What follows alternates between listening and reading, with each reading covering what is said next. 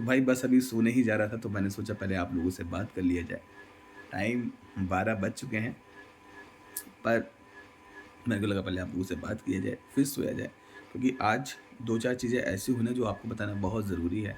एक train manager के नाते भी आपको ये चीज़ जानना चाहिए, प्लस एक इंसानियत के नाते भी आपको ये सब जानना चाहिए। आज थोड़ा बोलने में दिक्कत है क्योंकि छाले हो रखे हैं, लेकिन कोई नहीं, मेडिसिन ले लिया है। अब भाई वर्क इज़ फर्स्ट प्रायोरिटी, क्योंकि अगर ये सब चीज़ें सोचेंगे तो शायद कुछ नहीं कर पाएँगे। आप लोगों से बात करना, मेरा ड्यूटी, मेरा घर सब प्रायोरिटी पे है, तो भाई ऑब्वियसली ये सब बातें करना भी है। ये सब जो चीज़ें हैं तो लाइफ़ का है, होता रहेगा, कोई दिक्कत नहीं। चलिए आपको बताते हैं। देखिए, पहली एक चीज़ हम आपको आज बताते हैं, वो बहुत इम्पोर्टेंट है और वो ये है कि एक ट्रेन मैनेजर, अगर आपको लगता है जैसे हम और सेक्शन में देखें कि ड्यूटी खत्म होने के बाद उस लोग चले जाते हैं, उन्हें कोई मतलब नहीं होता। लेकिन एक ट्रेन मैनेजर के साथ ऐसा नहीं है। अगर ट्रेन मैनेजर का ड्यूटी खत्म हो गया और अगर उसके सामने कुछ रेल से रिलेटेड कुछ चीज़ें होती हैं, तो भाई वो फिर अपने फॉर्म में आएगा और उस चीज़ को करेगा। जैसे कि मान लीजिए कि अगर कोई रेल है, अगर उसमें कोई दिक्कत आ गई और कोई ट्रेन मैनेजर उसमें बैठा है, कहीं घर बढ़ जा रहा है और उसको लगता है प्रॉब्लम है, तो वो फिर अपनी एक तरीके से ड्यूटी पर आएगा और उस चीज़ को सॉल्व करेगा। अगर उसके हाथ में नहीं है तो इन्फॉर्म करेगा, लेकिन उस चीज़ को सॉल्व करेगा। तो ये एक ट्रेन मैनेजर की ख़ासियत है। ट्रेन मैनेजर रेल का सेवक होता है और अगर वो जब भी उसके आस-पास है और अगर उसे कुछ दिखता है, तो भाई वो फिर से एक्टिव हो जाएगा और अपना 100% देगा। सीन कुछ ऐसा ही है। अब आप सुनिए इम्पोर्टेंट बात जो है।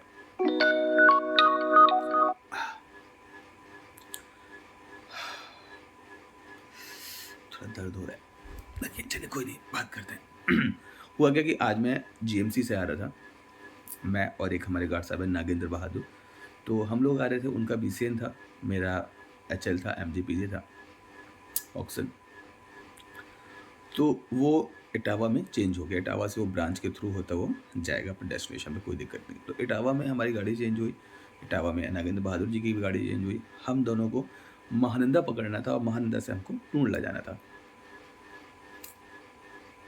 तो हम लोग 2 नंबर प्लेटफ़ॉर्म पे थे और पहले हम लोग 1 पे थे, फिर हम 2 पे आ गए क्योंकि महानंदा 2 पे आ रही थी।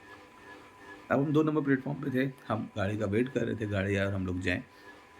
तो सीन क्या है कि जो अप डायरेक्शन में दिल्ली की तरफ गाड़ी जाने वाली जो होती हैं, तो प्लेटफ़ॉर्म नंबर 1 और 2 इटावा का उसका जो क्रॉस ओवर है वो थोड़ा पास में ही है। तो जो सामने से गाड़ी आ रही होती है तो अंदाज़ा इतनी जल्दी नहीं लग पाता कि 1 पे जाएगी या 2 पे जाएगी, है ना? तो ऐसा ही कुछ आज हुआ। उधर से एक बीसीएन आ रही थी, वो बीसीएन हमारे श्रीराम भाई लेके आ रहे थे।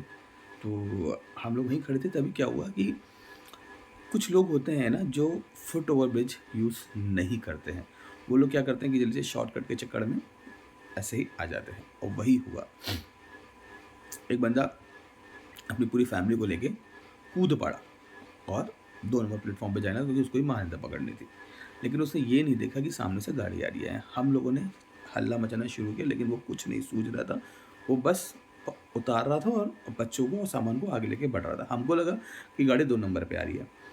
मैं फटाक से कूदा और मैंने कहा कि क्योंकि अब ये सुन तो रहा नहीं है, मैंने बच्ची को उठाया और फटाक से ऊपर देता रहा, देता रहा, देता रहा। उधर नागेंद्र बहादुर खींचते रहे, ऊपर चढ़ाते रहे।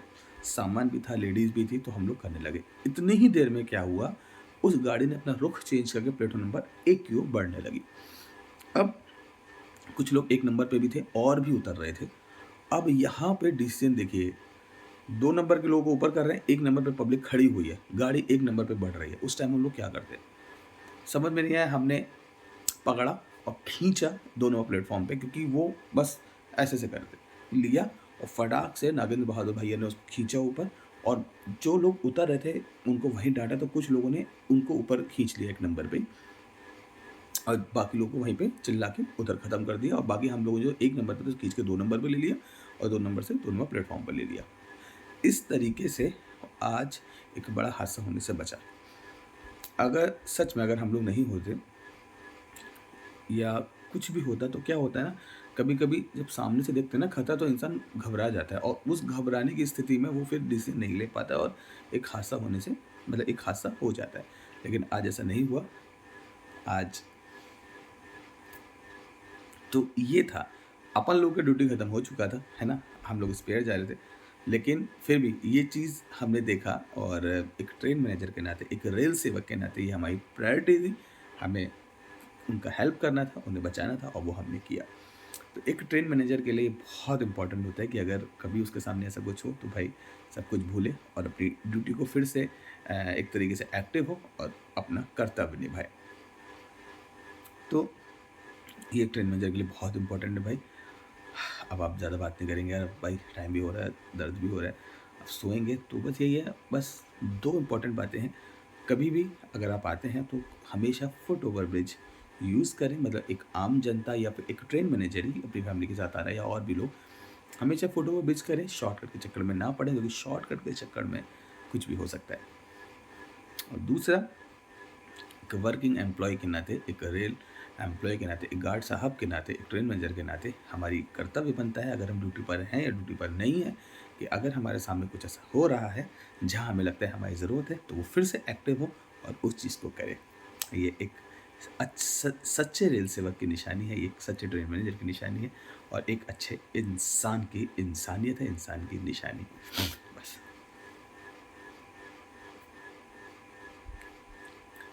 बस भाई, आज के लिए बस इतना ही। बने रहिए सरकारी न्यूज़ों के साथ। मिलते हैं कल एक नई ब्लॉग, नई स्टोरी के साथ। अब सोते हैं, आप लोग भी सो जाइए। कल फिर से मिलते हैं कुछ नया। और सोच रहा हूँ एक ट्रैवल ब्लॉग करने के लिए कहीं घूमने जाऊँ तो बताइएगा। अगर ज़्यादा दूर नहीं, क्योंकि सिर्फ और सिर्फ 30 आवर रेस्ट में ही जाऊँगा, कहीं जाऊँगा, मतलब मुझे एक दिन में ही लौट के आना है। तो आसपास का, अलीगढ़ के आसपास का कुछ बताइएगा, अगर आप लोगों को देखना है तो वहाँ जाऊँगा, ब्लॉग करूँगा, फिर आप लोगों को दिखाऊँगा, ठीक है। तो बने रहिए सरकारी मुद्दों के साथ। चलते हैं, सोते हैं और फिर सुबह उठ के दवाई खाते हैं। ये सही होना भी ज़रूरी है, वरना बात करने में बड़ा दिक्कत होता है, ठीक। चलिए, good night, take care, Shaba खैर। मिलते हैं नए ब्लॉग, नई स्टोरी के साथ। तब तक बने रहिए सरकारी मुद्दों के साथ। तब तक जय हिंद, जय भारत, नमस्कार।